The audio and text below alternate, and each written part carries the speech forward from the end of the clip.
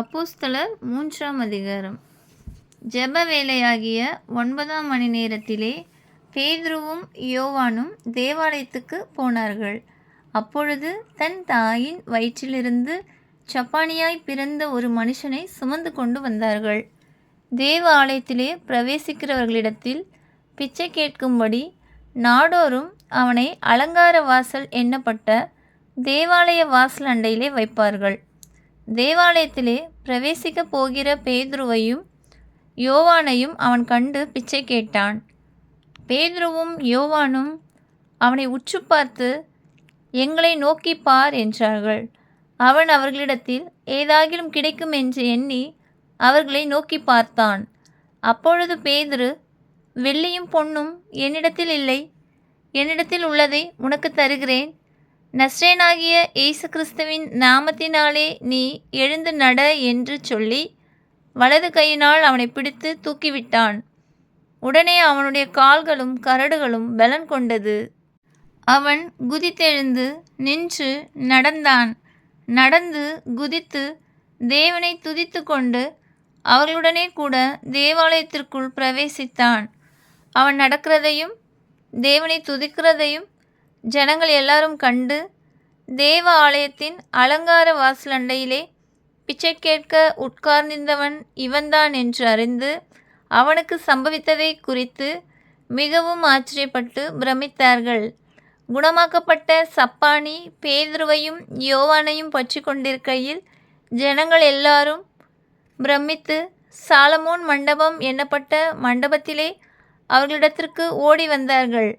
பேதுரு அதை கண்டு ஜனங்களை நோக்கி, இஸ்ரவேலரே, இதை குறித்து நீங்கள் ஆச்சரியப்படுகிறது என்ன? நாங்கள் எங்கள் சுய சக்தியினாலாவது எங்கள் சுய பக்தியினாலாவது இவனை நடக்க பண்ணினோம் என்று நீங்கள் எங்களை நோக்கி பார்க்கிறது என்ன? ஆபிரகாம், ஈசாக்கு, யாக்கோபு என்பவர்களுடைய தேவனாகிய நம்முடைய பிதாக்களின் தேவன் தம்முடைய பிள்ளையாகிய இயேசுவை மகிமைப்படுத்தினார். அவரை நீங்கள் ஒப்புக்கொடுத்தீர்கள். பிலாத்து அவரை விடுதலையாக்க தீர்மானித்த போது அவனுக்கு முன்பாக அவரை மறுதலித்தீர்கள். பரிசுத்தமும் நீதியுமுள்ளவரை நீங்கள் மறுதலித்து கொலைபாதகனை உங்களுக்காக விடுதலை பண்ண வேண்டும் என்று கேட்டு ஜீவாதிபதியை கொலை செய்வீர்கள். அவரை தேவன் மரித்தோரிலிருந்து எழுப்பினார். அதற்கு நாங்கள் சாட்சிகளாயிருக்கிறோம். அவருடைய நாமத்தை பற்றும் விசுவாசத்தினாலே அவருடைய நாமமே நீங்கள் பார்த்து அறிந்திருக்கிற இவனை பலப்படுத்தினது. அவரால் உண்டாகிய விசுவாசமே உங்கள் எல்லாருக்கும் முன்பாக இந்த சர்வாங்க சுகத்தை இவனுக்கு கொடுத்தது. சகோதரரை, நீங்களும் உங்கள் அதிகாரிகளும் அறியாமையினாலே இதை செய்தீர்கள் என்று அறிந்திருக்கிறேன். கிறிஸ்து பாடுபட வேண்டுமென்று தேவன் தம்முடைய தீர்க்கதரிசிகள் எல்லாருடைய வாக்கினாலும் முன்னறித்தவைகளை இவ்விதமாய் நிறைவேற்றினார். ஆனபடியினாலே கர்த்தருடைய சந்நிதானத்திலிருந்து இளைப்பாறுதலின் காலங்கள் வரும்படிக்கும் முன்னே குறிக்கப்பட்ட இயேசு கிறிஸ்துவை அவர் உங்களிடத்தில் அனுப்பும்படிக்கும் உங்கள் பாவங்கள் நிவிர்த்தி செய்யப்படும் பொருட்டு நீங்கள் மனந்திரும்பி குணப்படுங்கள்.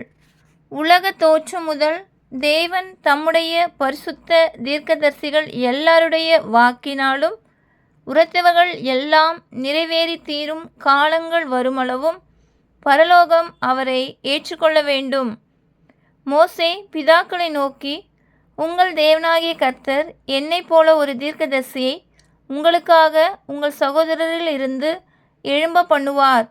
அவர் உங்களுக்கு சொல்லும் எல்லாவற்றிலும் அவருக்கு செவி கொடுப்பீர்களாக. அந்த தீர்க்கதரிசியின் கேளாதவன் எவனோ அவன் ஜனத்தில் இராதபடிக்கு நிர்மூலமாக்கப்படுவான் என்றான். சாமுவேல் முதற்கொண்டு எத்தனை பேர் தீர்க்கதரிசனம் உரைத்தார்களோ அத்தனை பேரும் இந்த நாட்களை முன்னறிவித்தார்கள். நீங்கள் அந்த தீர்க்கதரிசிகளுக்கு புத்திரராயிருக்கிறீர்கள். உன் சந்ததியினாலேயே பூமியில் உள்ள வம்சங்கள் எல்லாம் ஆசீர்வதிக்கப்படும் என்று தேவன் ஆபிரகாமுக்கு சொல்லி நம்முடைய முன்னோர்களோடே பண்ணின உடன்படிக்கைக்கு புத்திரராயிருக்கிறீர்கள். அவர் உங்கள் எல்லாரையும் உங்கள் பொல்லாங்குகளிலிருந்து விலக்கி உங்களை ஆசீர்வதிக்கும்படி தேவன் தம்முடைய பிள்ளையாகிய இயேசுவை எழுப்பி முதலாவது உங்களிடத்திற்கே அவரை அனுப்பினார் என்றான். ஆமென்.